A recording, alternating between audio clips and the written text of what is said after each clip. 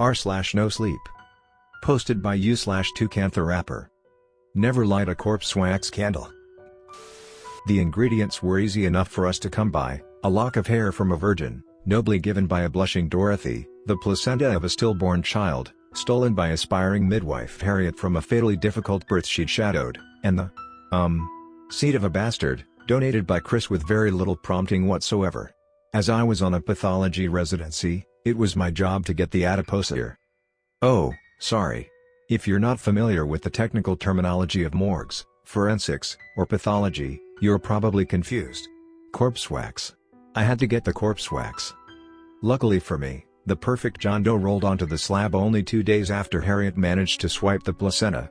This meant we didn't have to freeze it too long, which was a huge relief. We'd been expecting a wait of a few months at least. That's a long time to carry around the anxiety of Dorothy's Mormon boyfriend accidentally discovering a human placenta in the freezer of his devout fiancé's student accommodation. Kicking things off only a week after Chris found the book was a much appreciated win. I could have kissed the bloated mystery man on the wheeled gurney. The cops had picked him up in the swamps, about 10 miles off the interstate, after getting a call from some distraught kids dicking around on a hydrofoil. Fully naked when they found him, no ID. One of those unfortunate forgotten folk who walks out into the damp, humid bogs to quietly shuffle out of life. His timing couldn't have been better. Adipocere, or corpse wax, happens in certain conditions instead of putrefaction. Basically, if you die somewhere hot and moist enough, the fats in your body undergo a process called anaerobic bacterial hydrolysis. A hard gray-white wax forms on your skin as the decomposing fat bubbles to the surface and solidifies. It can take months out in the desert, but here in Florida with the marshes and equatorial sun, decent corpse wax deposits can form on a body after just a few days out there with the reeds and the gators. John Doe had been out there about 3 months. Plenty of time to make his swollen gray body fertile ground for what I had to harvest. I managed to fill 3 sandwich baggies with the waxy white substance I scraped off his belly with a bread knife. I had to stop when Dr. Bramfield came back to start the post-mortem proper after about 20 minutes. Didn't matter, I had enough. Luckily my thin-faced professor didn't notice the missing chunks of hard wax on John Doe's swamp water-filled gut. Aside from an earful for not making any admission notes, the rest of our time with the corpse was uneventful. I didn't exhale until I'd firmly shut the door to our apartment behind me, though. Did you get it? Chris took me in his arms, the devilishly handsome grin that made my knees want to buckle plastered on his face. When I nodded, he picked me up and kissed me. It was the same kind of kiss he'd planted after I'd agreed to make us official. That kind of nostalgia was enough to assuage any of the growing unease I was feeling about the 3 baggies of decomposed human fat hidden in my satchel. "Babe," he'd said, winking at me, "you're the absolute best. I'm going to go have another read of the book. Is Harriet ready?" I looked over my shoulder as I hanged my coat next to the front door. Chris was nodding, already heading up the stairs to his room. "Yeah.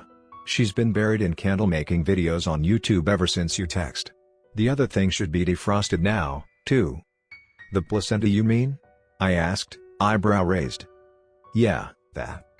It still amazes me that, of everything the recipe in that old book had us working with, it was the placenta and the aftermath of childbirth that had Chris out the most. The knowledge of what Harriet and I were about to do with wax scraped from a dead man's belly disturbed him much less than the videos she and I had forced him to watch of the birthing process. Honestly, how did that boy reach age 23 before learning what a placenta was? I sure knew how to pick them. Harriet already had a boiling pot of water ready when I dumped the sandwich baggies on the kitchen counter. "Jesus Bex, you got it?" "I got it." She gave me a half a smile, a watery look in her eyes that told me all I needed to know about how much this meant to her. I'd long given up telling her to stop feeling guilty. What are friends for? Besides, even if I didn't want to be involved, it was my idiot boyfriend who found that damn book. Everything that happened after he'd thrust it into her trembling hands was my responsibility, whether I liked it or not. We made idle chit-chat while we worked. I emptied the contents of the sandwich baggies into a pot, then lowered said pot into Harriet's boiling one on the stove. Before long the stolen fragments of John Doe's waxen crust were bubbling and simmering. Within a few minutes, the kitchen was filled with a sickly, rancid miasma, nauseatingly sweet-smelling steam that oozed from the sludgifying molten corpse wax in the cast-iron pot. "Good heavens, Chris told me you'd got some but I didn't believe. Can we at least open a window?" Dorothy was pinching her nose with a dainty hand. In the other, she held a thick braid of hair, the shade of which matched her mousy locks. I did everything just like the instructions Chris gave me, a 7-strand plait. This better work, Hattie. I gave up a lot of hair for this. She pointed at her new pixie bob. I did feel for her.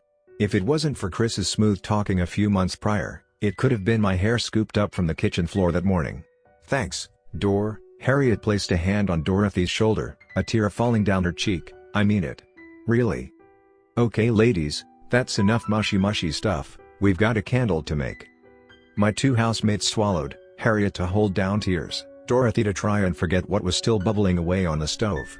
The book was a few hundred years old, by the looks of the weathering on the leather sleeve. I'm glad that blenders have been invented since then. Grinding up the placenta in a mortar and pestle as the book suggested would have been one step too visceral for all of us, I think. Thankfully, the $59.99 margarita blender I'd picked up from Walmart had the stolen meat reduced to a dark purple-gray paste in a few seconds. Thank God for engineers with alcohol problems, I muttered to myself as I upended the placental smoothie into the wax and broth. The steam oozing from it turned dark yellow in color the second the liquid afterbirth touched the stew of decomposing fat. We all took this as a sign we were on the right track. The words on those worn pages Chris had found nestled between 2 volumes on global burial customs were proving true. The stink of the miasma grew in intensity. All 3 of us found ourselves putting on our face masks to try and combat the putrid stench. I never thought I'd find myself being glad about COVID-19, but if it weren't for the pandemic we wouldn't have had such fit-for-purpose headgear just laying around. Our apartment was by a busy road. The usual horns and tire screeches were drowned out by the hiss of steam, the popping of coagulated human fat. After a minute or so the 3 of us found ourselves half shouting to be heard over the whistling and spitting coming from the stove. The smell and yellow gas managed to summon Chris from our room upstairs. He didn't say a word to us until after he'd upended the bird skull containing his, how shall I put this, baby gravy, into the purplish white slime simmering on the ring of blue flames. The book mentioned nothing about the smell. He waved the small black leather volume, his attempts to fan away the jaundiced steam completely futile. Jesus, that fucking reeks, please tell me we're nearly done. Please don't take the Lord's name in vain, Christopher. But yes, we are. The brow above Dorothy's white fabric mask shot my boyfriend a disapproving look. The exact same one they'd given him 2 days after Ricky's accident, when he introduced the book into our lives. I have to hand it to Dor, she knew that book was bad news from the start. It's a shame her conviction in her faith mattered much less than the movies make out. I wasn't sure what denomination of Bible thumper Dorothy belonged to. I know she wasn't a Mormon like her, as she called him, sweetheart. Whichever breed of teaching dictated her childhood, however, it was one that involved a lot of homely skills. When she said she'd made candles before, she wasn't kidding. It took us a few hours to clear the mustard steam from the kitchen. We couldn't get rid of the putrid reek that came with it, though. That sickly sweet musk is still burning my nostrils even now, it got into the damn carpet and curtains.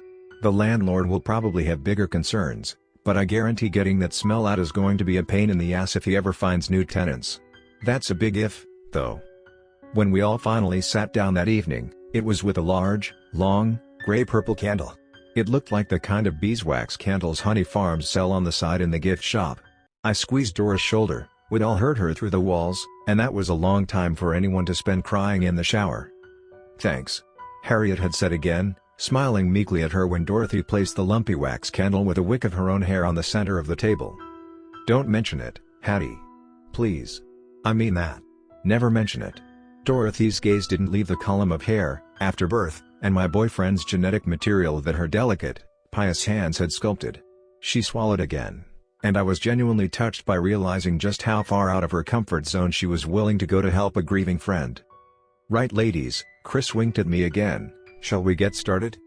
Harriet squirmed in her seat, her eyes darting around. The 3 of us sat in the dark around the old wooden table which came with our barely pre-furnished apartment. Don't we need to hold hands, or do an incantation, or something like that? Chris shook his head. Nope. According to the book, all we need to do is turn out the lights, and after we've declared our intent, light the candle. Declared our intent? My eyebrow had raised again. I'd never heard Chris sound so professional before. It wasn't something I knew I found attractive, but I could have leapt over the table and taken him there.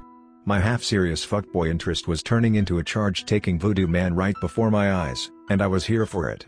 It's a shame I'll never get to explore that epiphany about my fantasies further. For his part, My boyfriend winked at me again. That's right, babe. By making this thing we've already weakened the barriers around our world. Before we light it, we've got to declare our reasons for trying to fully reach through them. But once we do, I can speak to Ricky, right? He'll be there.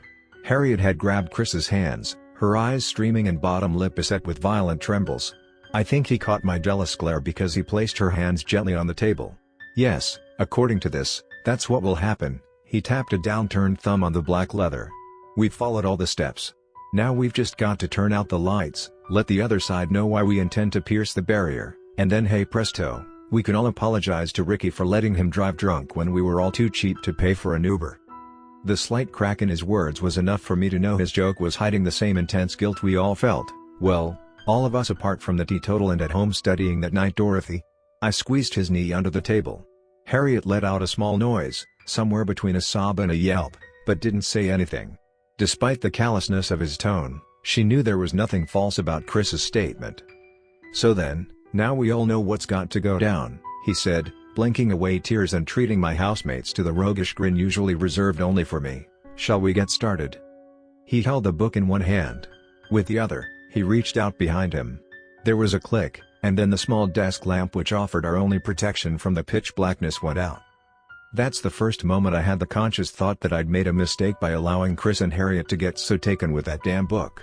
I should have listened to Dorothy and thrown it in the trash the instant we saw those grizzled illustrations of flayed bodies and twisted creatures, all sketched with far too much realism to have been generated by imagination alone. Chris said he'd found it in between two books on Tibetan burial customs. Ricky was a Buddhist, so my idiotic but clearly kind-hearted when it counts boyfriend wanted to read up and see if there was anything we could do to honor Ricky's spirituality, because the deceased's Baptist parents certainly wouldn't entertain any reference to Ricky's heathen fad. If you're wondering why Chris didn't just use the internet, the answer is simple: he'd literally never used it for anything outside of porn. Social media he accessed through his phone, which, he informed me, was an app, not the internet. As I said, I know how to pick them. All three of us girls had thought Chris's library digging was a genuinely thoughtful and adorable touch that our lives needed. Bex's stupid boyfriend does something useful for once, at the moment when it actually really counts, was definitely one of the few positive moments in the Ricky's accident saga. However, only Harriet kept feeling as such when he showed us the book. It had no writing on the cover. It was sleeved in gnarled, dry leather than was the charcoal black of burned flesh. The words on the thing pages within were inked in an Old English dialect which I didn't recognize. Dorothy said it reminded her of her grandfather's old Bibles, the ones he'd had passed down from his grandfather. It was an edition written by and for the original pilgrims that set sail from England, a long, long while before the American Standard Bible was written and distributed in the 1910s. However, it only reminded Dorothy of this family heirloom. There were some words even she didn't recognize. That was enough for her to instantly distrust the rites and incantations laid out in this mysterious, authorless tome. It had a title though, written by hand on the first page in an unsettlingly red shade of ink. The T'Alam al-Rajal al-Akhir. It means Teachings of the Last Man, or that's the closest translation. Harriet had informed us, after running the spidery letters through a translation app. It's Arabic, although it's not written in the Arabic alphabet. She'd wiped a tear from her eye as Chris then explained the chapter which led us to be sat around that ancient oak table. I should have listened to Dorothy when she took me to the kitchen to beg me to tell my boyfriend no, to convince our housemate that a seance wasn't the way to cope with grief. At least, that was why I thought Dorothy didn't like the idea. I didn't think she actually believed it, despite her frantic wailing about demons and ghosts and spirits and other corn country churchgoer bogeymen. The moment the amber glow of the desk lamp vanished, I knew I should have taken her words at face value. When the light left our apartment, all other sensory reassurances left with it. The humming and honking of the roads which snugly nestled the unit containing our run-down 3-bedroom living space, vanished. The zesty scent of lemon cleaner Harriet had doused the place into mask that putrid musk withdrew from my nostrils, leaving only the nausea of the sickly candle-making miasma baked into every fiber of fabric in the room. The usual faint amber and neon glow from the narrow gaps between curtain and wall were gone.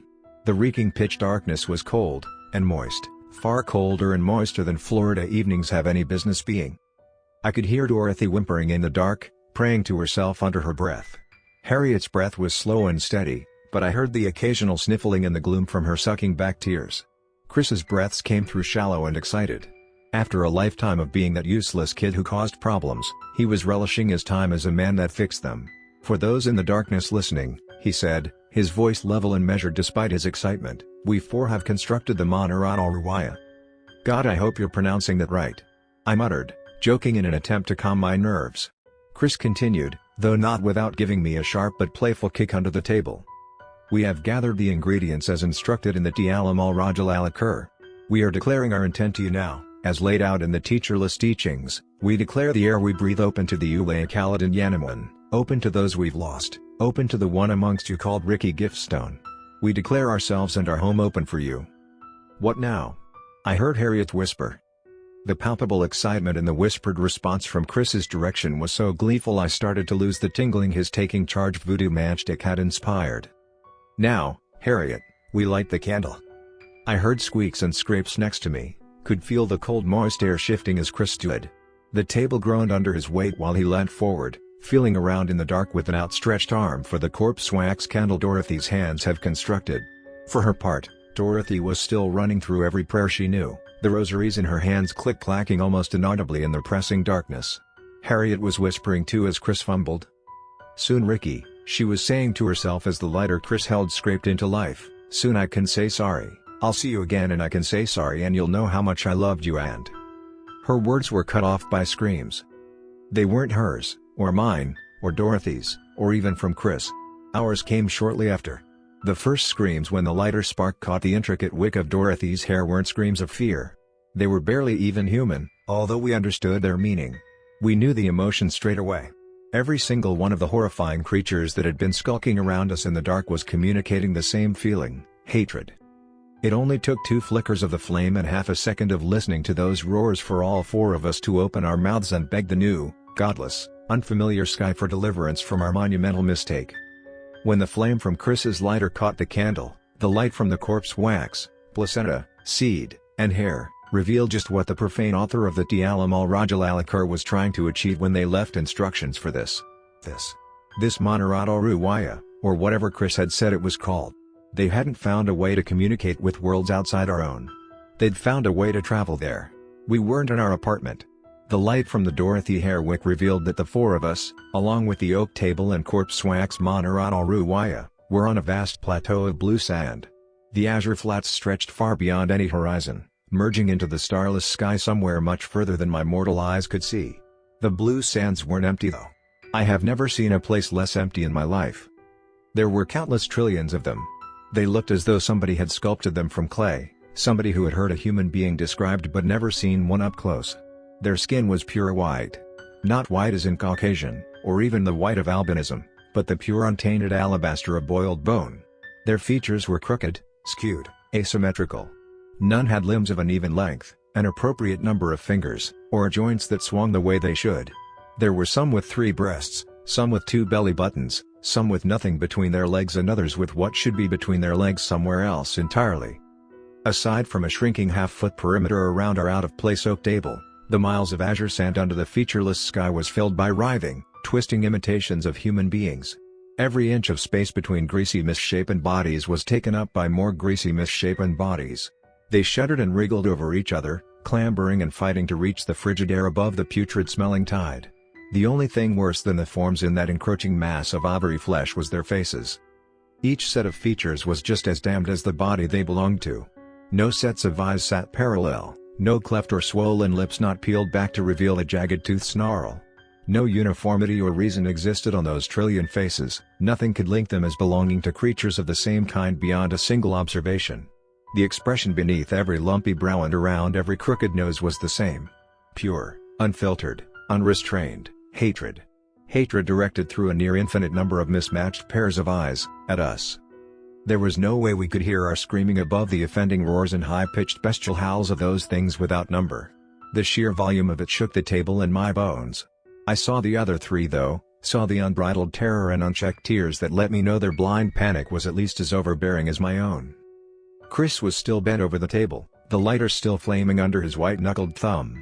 Dorothy had jumped to her feet, holding out her rosaries at the tide and praying so fast I doubt I could have understood even if all I could hear was the rage pouring from more mouths than there were stars in the normal sky anew. It was when I saw Harriet's face that I knew I had to leap onto the table and blow out the candle and stop the madness my well-meaning idiot had landed us in. She was looking at something bearing down on Dorothy. I knew why she was. I recognized it, too. Even though one of its eyes was thrice the size of the other. Even though its nose only had one nostril flapping loosely on its left side. Even though the mouth was fused shut and it screeched through an ear crudely sticking out of its cheek. Even without the farmer's tan, without the bushy ginger eyebrows or afro or the warm smile which made me more jealous of Harriet than I'd ever admit, I knew that face. So did she. She had one fleeting half-second to stare, eyes wide, as it got its mismatched paws around Dorothy's neck. Harriet's cry rang in my ears long after I'd snuffed out the candle and we'd plunged back into blackness. Ricky. The three of us awoke at the same time. We were back in the apartment. The corpse wax candle, the Narrate ruwaya as Chris had called it, was nothing but a melted heap of cooling fat and hair at the center of the wood. As for Chris, he immediately started vomiting. Harriet was curled up in the fetal position, her athletic frame juddering with silent sobs. As for Dorothy, well, the thing which meant Harriet would scream "It's not Ricky, it's not Ricky" over and over in her sleep had just enough time to grab her and rip the rosaries from her shielding hands. The wooden beads rolling off the table and pinging on the hard, warm tiles were all that remained. Chris and I didn't last long after that. Neither did my studies. It took about 30 minutes of my first residency shift after the incident to decide I needed a career change. I packed up and moved back to Wisconsin. I knit and sell sweaters now. I go to church. Not because I believe, but because my parents go, and if I don't go with them I'm alone with my thoughts. My relationship with Chris and Harriet soured very quickly. I hadn't heard from them in years until a few days ago. I'd broken up with Chris and moved out of the apartment as soon as the police and Dorothy's Mormon boyfriend were satisfied we had nothing to do with her disappearance. I couldn't take the lying. Chris and Harriet could though, which I know because they started their affair the same night we lit the Narrate ruwaya. I'd been in a restless sleep all of 20 minutes when they started tearing each other's clothes off in the room next door, apparently. I don't blame them. I'm not bitter. I was going to break up with Chris the following morning. It was one of the last resolutions I made before an uneasy sleep filled with dreams of azure plateaus took me. They tried to keep it hidden from me, which is why I decided it would be no heavy weight on my conscience to leave them together with the trauma in that damned apartment. I heard through the few former Florida friends who check in that Harriet and Chris are still together. Still in the same apartment, too. That's partly why I'm writing this out now. I got a letter yesterday, one sent from a location in Florida judging by the return address. I'm going to go back there, to see Harriet and Chris again. The letter was just a simple sheet of paper with a message scrawled in Sharpie. There was no Dear Bex, no signing off from Harriet or Chris, but I knew instantly who it was from and that I couldn't say no. We're going to get Dorothy. You in? I'm flying out to Florida in the morning. A quick unblocking and messenger conversation with Chris has taught me all I need to know. That's why I'm writing to you now. Please, don't make the same mistake we did. Never light a corpse wax candle. We did once, and I'm pretty sure when we do again in a few days, nobody will be left to warn you.